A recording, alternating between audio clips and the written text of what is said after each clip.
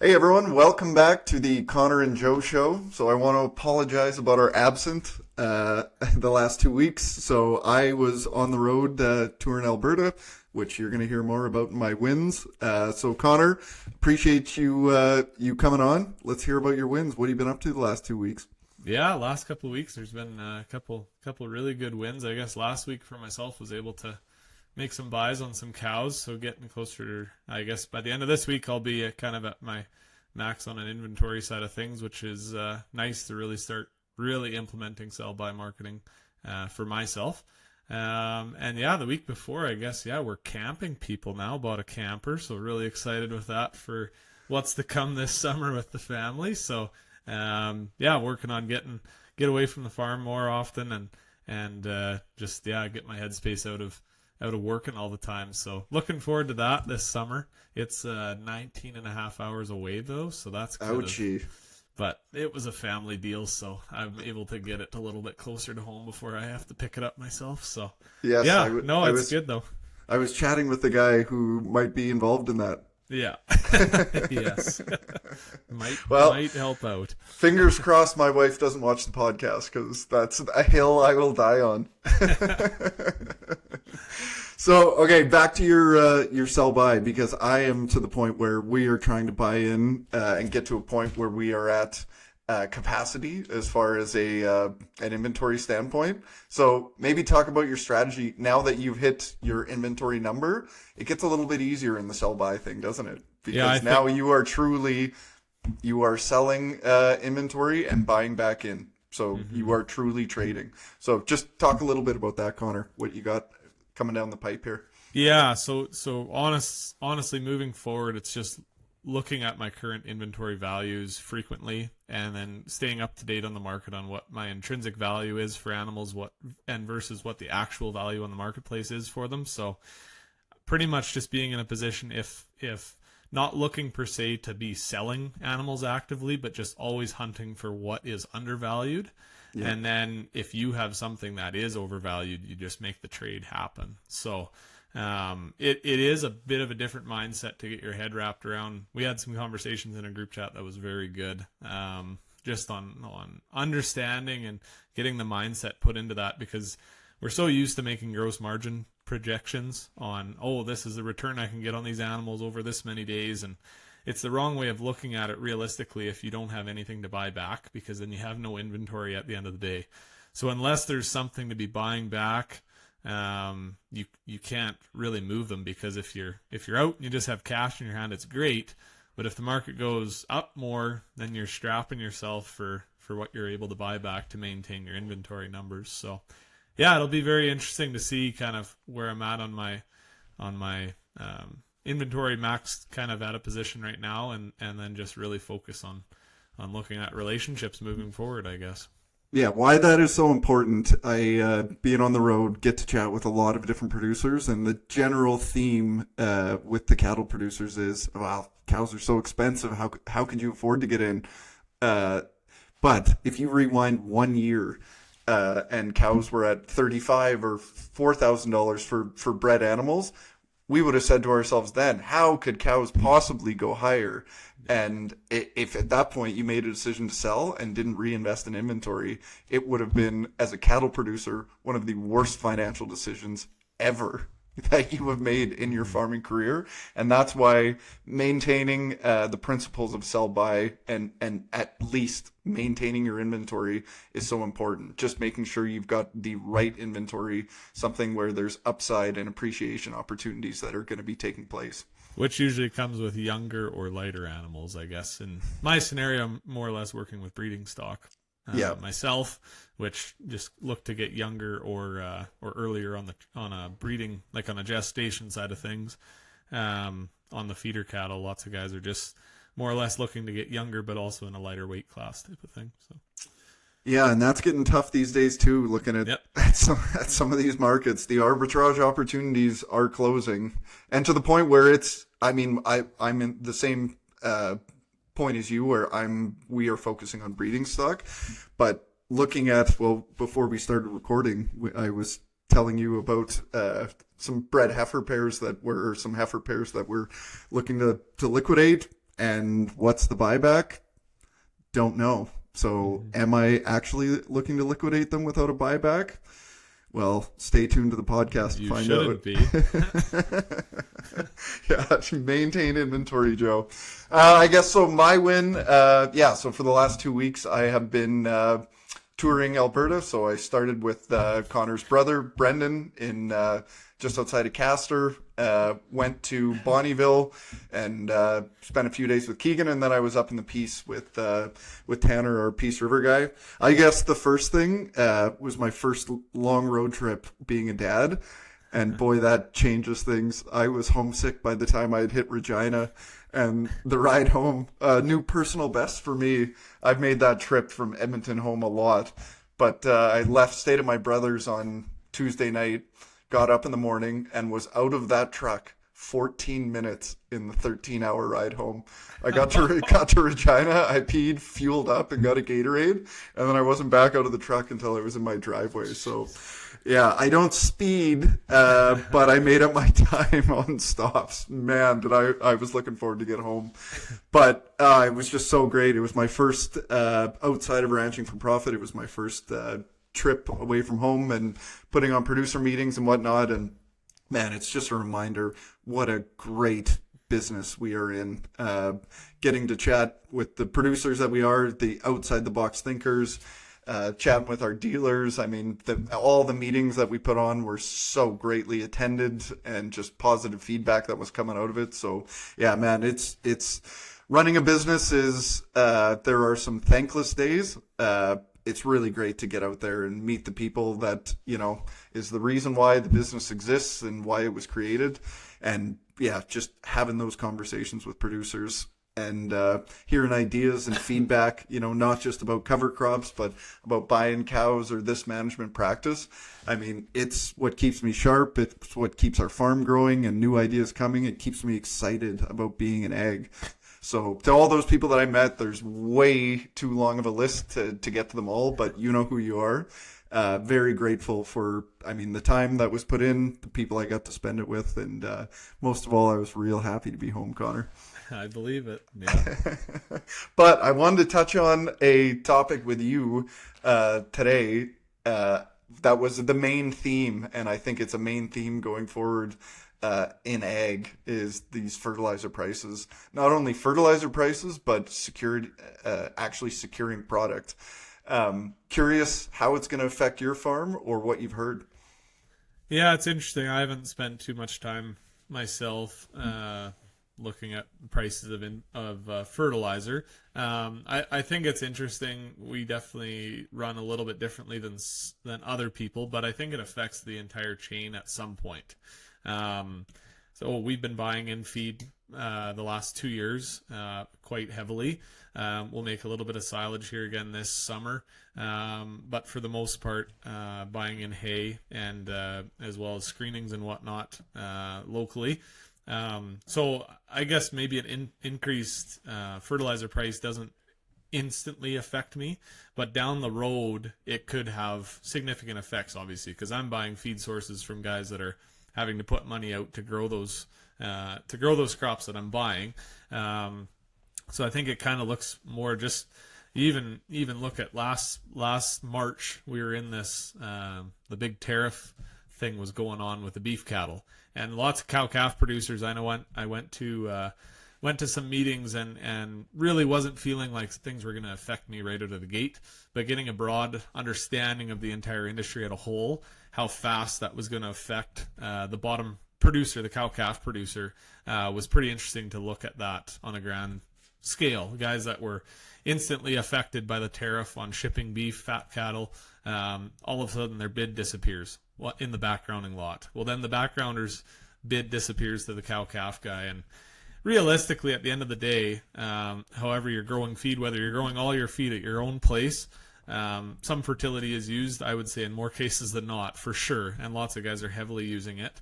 There is going to be some pushback on some pricing, but in the grand scheme of things, it won't be right out of the gate for someone like myself, but it could potentially be down the road. So, Well, man, as you know, in this business, our customers are the ones that are going to be affected the most by it, because Yep. they're the last ones to go to the fertilizer retail and say, "What's the price of fertilizer?"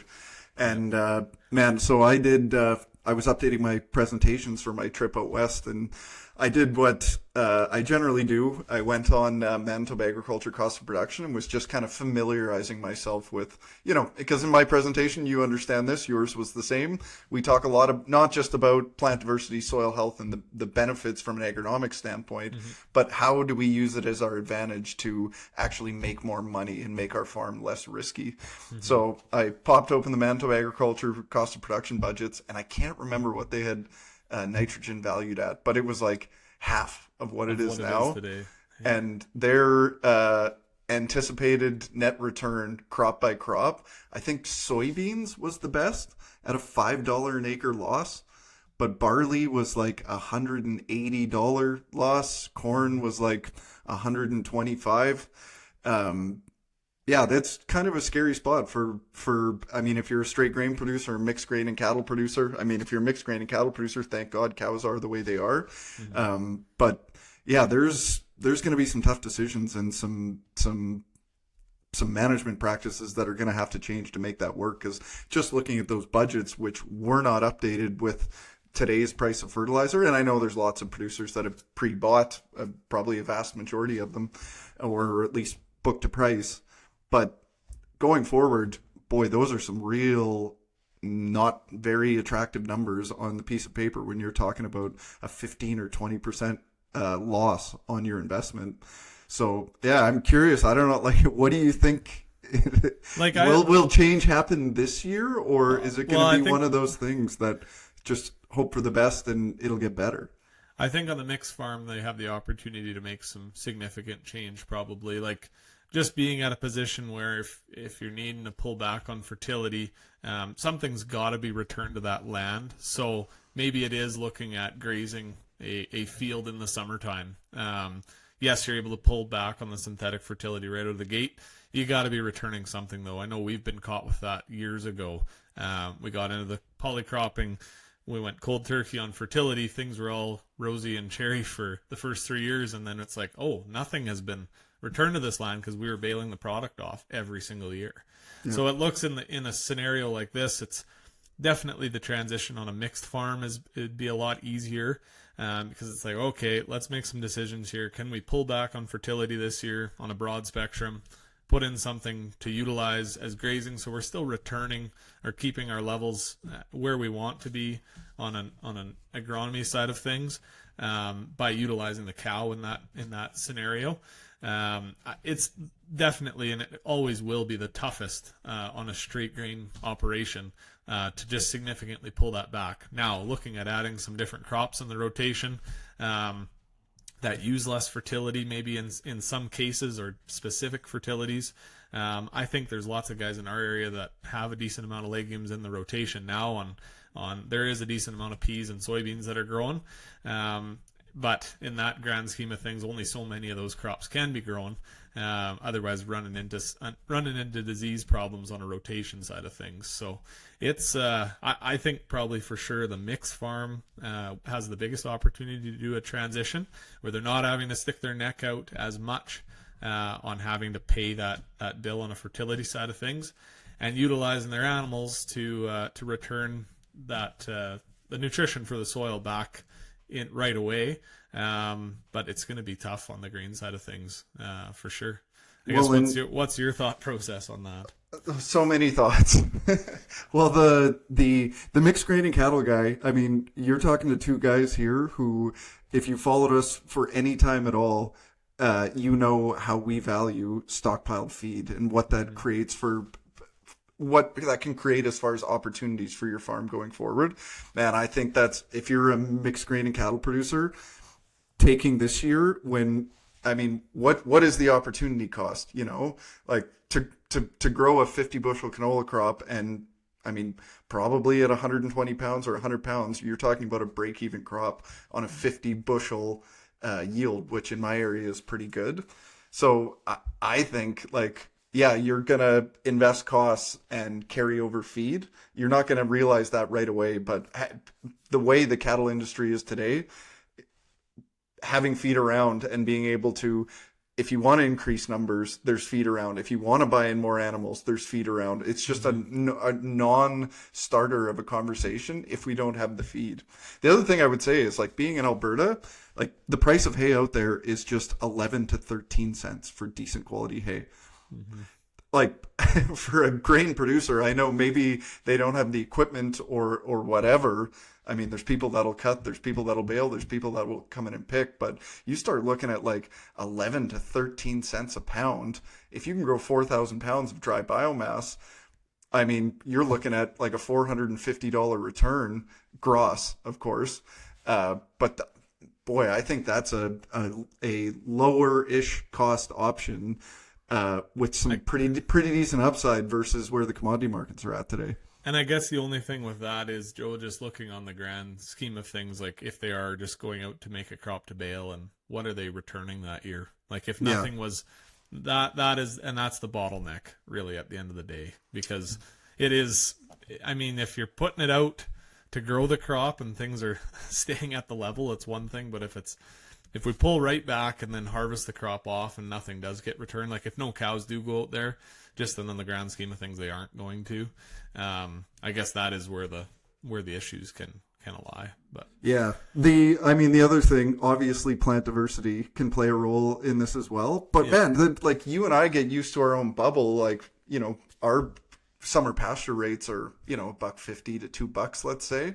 Mm-hmm. You know, you get into dryland country in Alberta, if you can get $2.50 for grazing days and actually get some decent grazing days, there's there's a decent opportunity there, like a low risk opportunity to be able to actually get the animals back on the land. Now, the next thing we're going to hear in the comment section is, yeah, but I don't have the fence. Yeah. You and I both know there is a solution to that, though.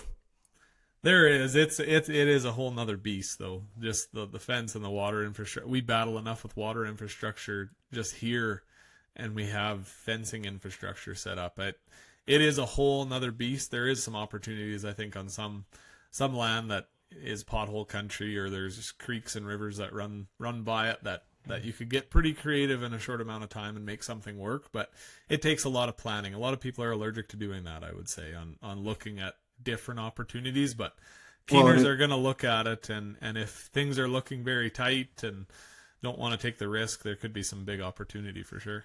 Yeah, but the only people that are actually listen to you and I are the keeners. Anyway, our guest for today is Rick Kudras. So Rick has been a good buddy of mine for, I guess 5 years now. He was one of the early cover crop adapters.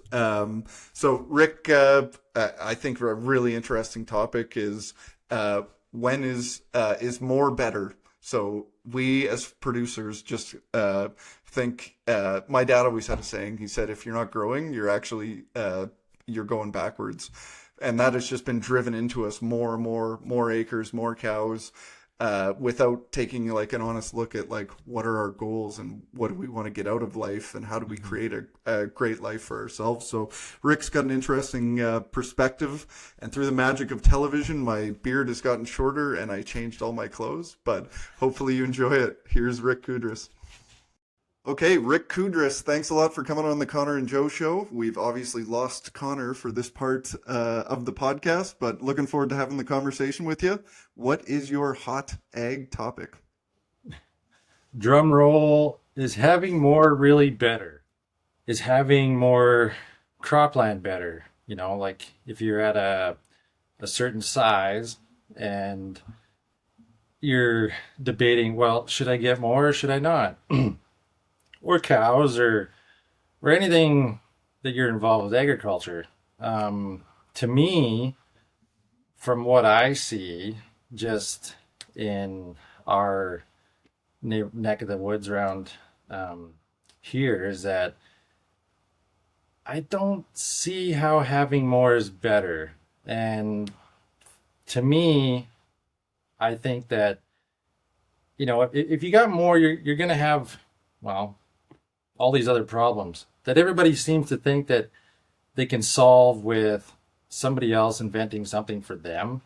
So like new tractors, new technology, employees, which I've been down that road.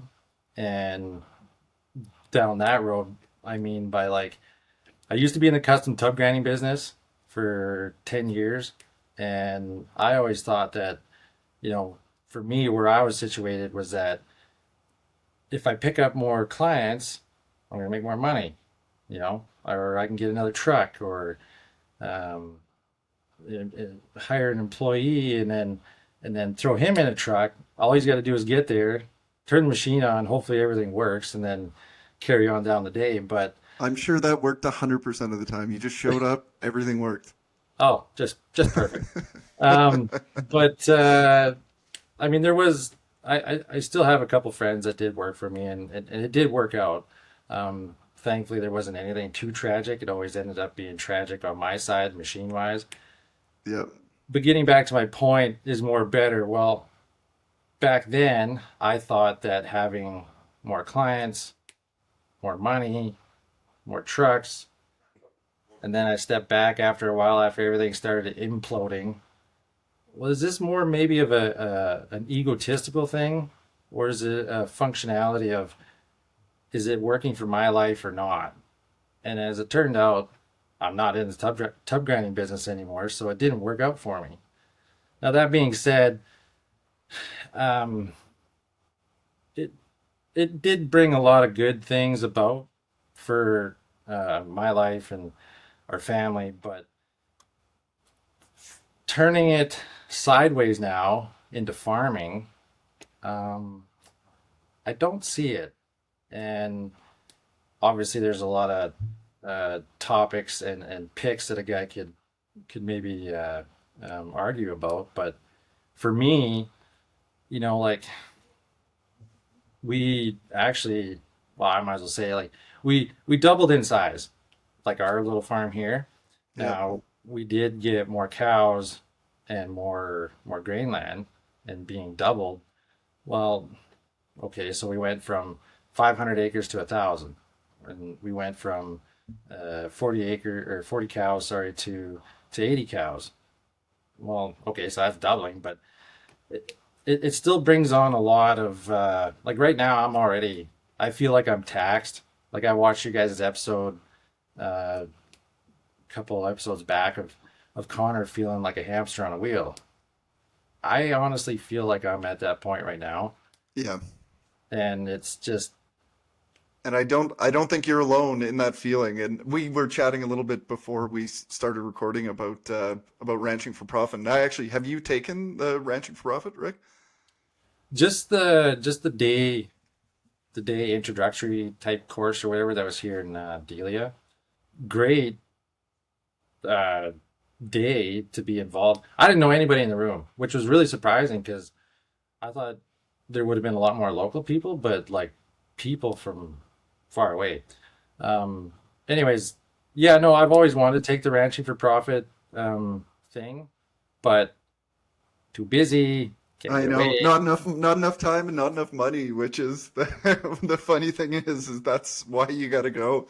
But Yeah, where I wanted to go with that point is like something like I took as much away from ranching for profit, and for people that watch the podcast, they've heard me say this before, as much for this business, and I'm sitting in my Covers and Co office today, as for the farm. But it's honestly any business. I think there's something fundamental about when we start a business and get into business that we lose sight of along the way. It's always, okay, we're going to create this really great business, and we're going to grow, and then we're going to hire employees, and we're going to get to this point of like profitability and systems and structures. And then once we've done all that, we're going to figure out what our life looks like after that. We've all agreed that we're just going to work unrealistically to get to a point that it is not defined and will never be perfect. And then we're going to look back and we're going to figure out a really great life. What I liked about ranching for profit, and ironically enough, our farm family, our farm group, is going through our goals actually tonight. This will be like round 2 of what our personal goals are. So has nothing to do with the business at all. It's what are our goals in life and what would make our life really great. And we just start listing the things that would make our life really great. And you put them on a board and you match them up, all the stakeholders of whose ideas are similar. And then you go back after figuring out what a great life would look like and figure out, now, how do we build a business to suit that? So you start with the quality of life first and then make the business work on your goal of what a quality of life looks like. And I think for so many of us, especially in agriculture, everyone wants to get bigger. My old man used to have a saying, if you're not getting bigger, you're getting smaller. You're not even staying the same. But we just have this hunger and this yearning for more land, more cows, more bins, bigger trucks, more employees. And I think just naturally, we just get on this hamster wheel of, okay, let's go. Let's build for something in the future that we don't define when that future date is. And we lose sight of what's going on right now. And are we enjoying our quality of life right now? And I think for a lot of us, and myself included, up until 3 months ago, I didn't have a clue what a good quality life looked like. I needed to get our businesses figured out first, and eventually that was going to give me a better life.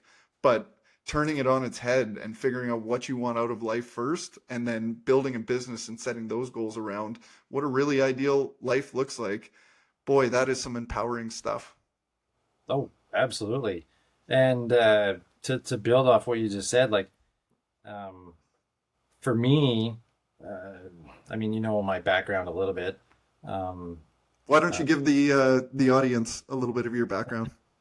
I won't name names, but so I moved to where we reside now, and got married, and her my wife come from just a straight grain farm, so cows were obviously very foreign to her, but I brought my baggage with me.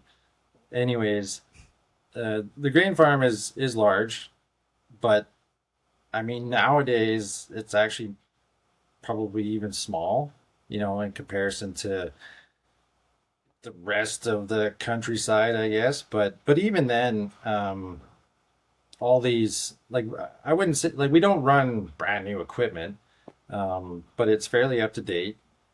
But just in the last couple of years, maybe 3 years, I'm not really sure, but it just seems like you spend and you spend and you spend, and where are you getting? You know what I mean? Like, land, I feel like the price of land, doesn't matter where you are in the prairies, everybody's going to say the same thing. It's too expensive. It's too high. And it's like, how are we ever going to pay for this? And, my father-in-law, he's done quite well for himself as far as buying land and pushing forward. But he's in that era where I feel like, yeah, you could.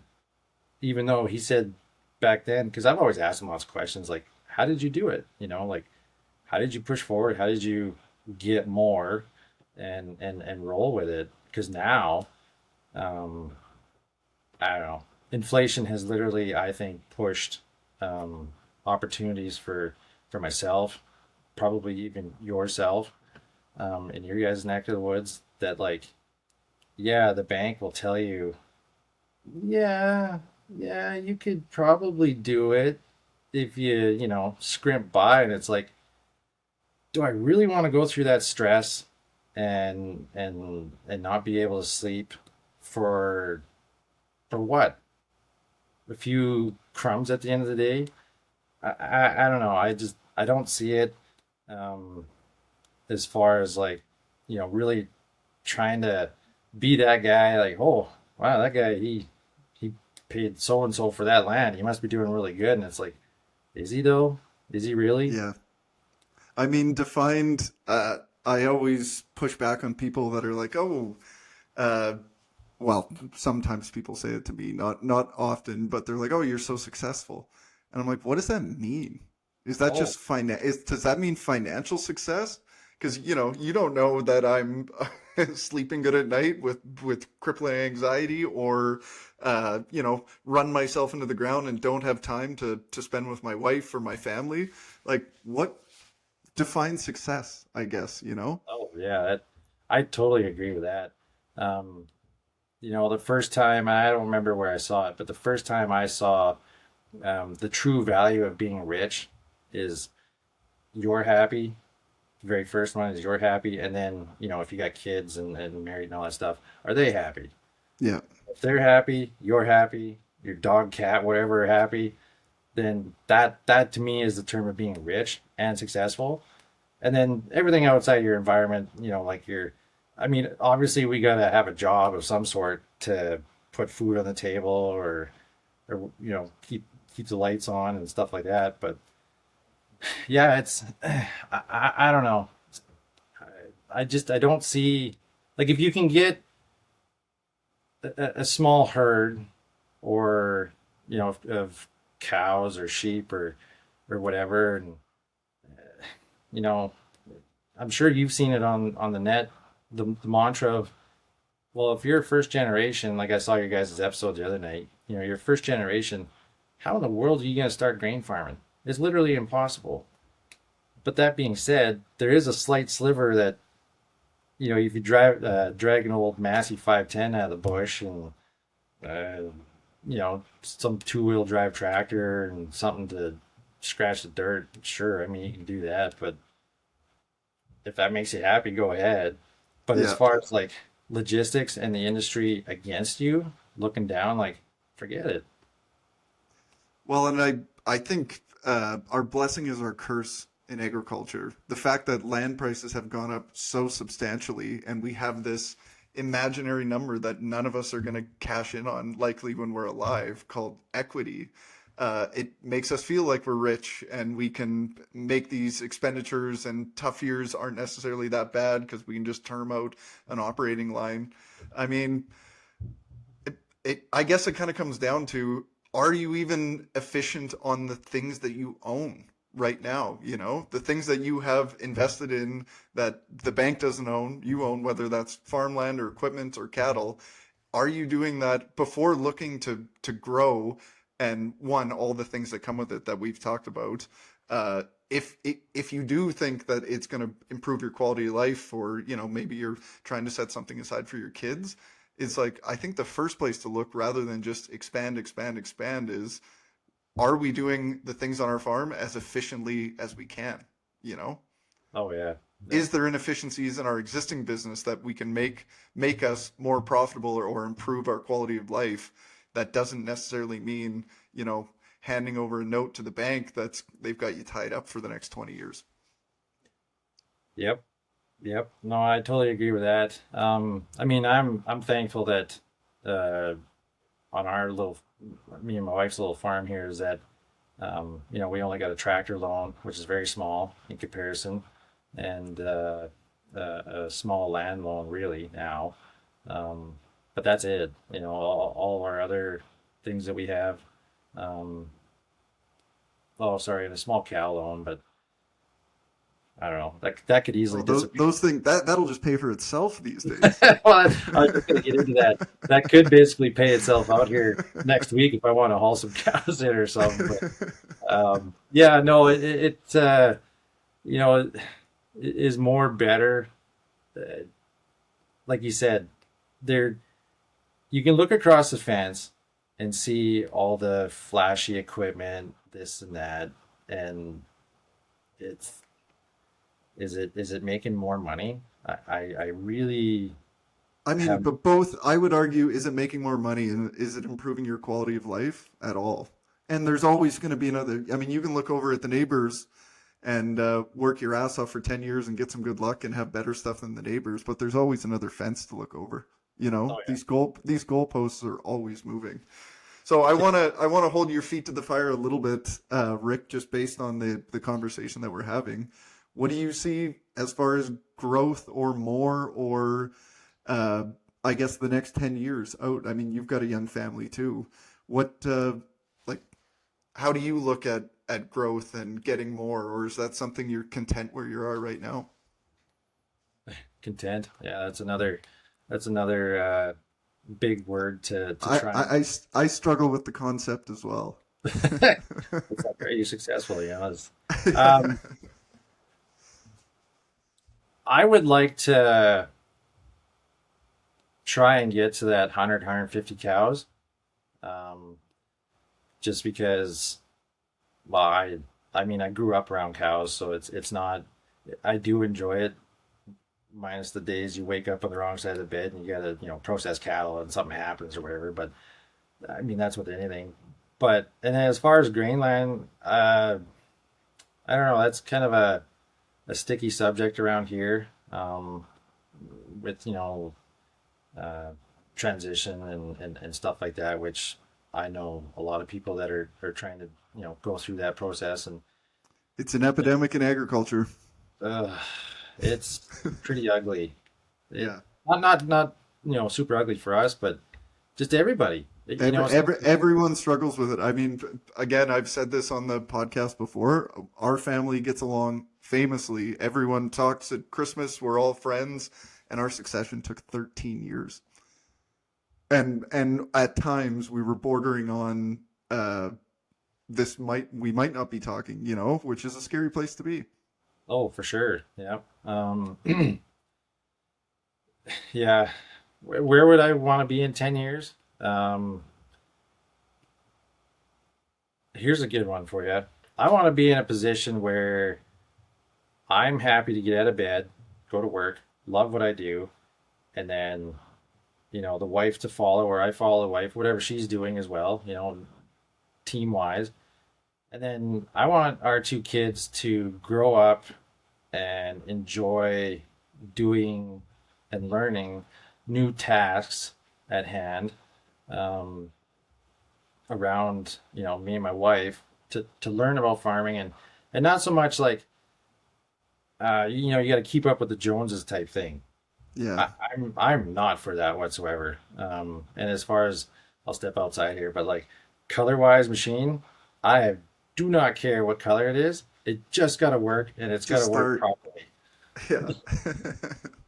Like, Well, I put a lot of thought into this because we're actually having our farm meeting tonight where we're talking about our personal goals, and you and I talk lots about gardening when it oh comes yeah, to in the spring, and I put on one of my goals. I'm like, I want to be able to garden guilt free, and I think it's bigger than, okay, Joe just kind of has a weird affinity for his garden. It's that I want to have a clear enough headspace and enough structure in my life that I can walk out to the garden and walk around there for an hour, and that's absolutely fine. It's not in the back of my mind that I should be doing this or doing that, or why do I even bother with this garden because I mean, it feeds us a little, but not really. I think it's things like that in life. It's having enough time and having enough clarity and headspace to be able to do the things you actually enjoy. Other than that, what is life about? Like, I every farmer I know, almost to a T, they live wealthy and they live poor and they die wealthy. And if they did happen to sell the farm or something, that's happening at 70. And their body's starting to fail on them. They don't have less of an urge to learn new things or go more places. I'm like that. I just don't want that to be me. I don't want to look back in 20 years and say, well, that was my youth and my active time, and I just spent it worrying and trying to build something bigger and better. And for what? I forgot to live life. well, now that you said that, it actually just triggered a thing in my head that, like, and this is going to be controversial, and I hope it is, that, you know amongst the the egg industry in Western Canada, and I'm sure it way into the States as well, North America, just call it North America, that, like, a lot of the farmers, who are they working for? Are they working for themselves? Or are they working for everybody else? And I'm not going to name names because that might get me in trouble. But Well, there's only like 5 names, so yeah, everyone that's watching knows them. yeah, but you know what I mean, though, right? Like, Yeah, um, I know We I had a take all the risk and hand over the profits to everyone in the ag industry. well, and that's just it. I just in the last year, it's actually really started to bother me. And I mean, yeah, sure. I mean, you build relationships with your retailers, which is good. But at the end of the day, I think the top tier of the retailers, they don't care. But the employees, they need a job. They need to feed their families and stuff like that too. So that's where I'm a little bit torn. Like, yeah, I want to support them, but I'm not going to support that situation to the point where I'm not going to sleep at night. Yeah, or it's going to have a detrimental effect on your profitability or your mental health. Well, exactly. It's just, and then it just gets back to the point of, is more really better? You know, like, I don't know. Well, that is we did come full circle there, Rick. And man, this ties in. I don't know if you saw his name's escaping my aging brain, but the last one we did, we were talking a lot about like mental health and reaching out and asking for help. I think this is like a good segue to ask yourself those questions. Like, what do I want out of life more than anything? I know I've told myself I want fancy tractors and I want to have a 10,000 acre grain farm, but is that going to make you any more happier? I don't know. And that's a rhetorical question, Rick, because we got to go. But I appreciate you coming on. Appreciate your insight. We'll get Connor back on for the next week. Connor's going to have his mustache in and this beard's going. So right. Thanks everyone for watching. Thanks, Rick. Really appreciate it.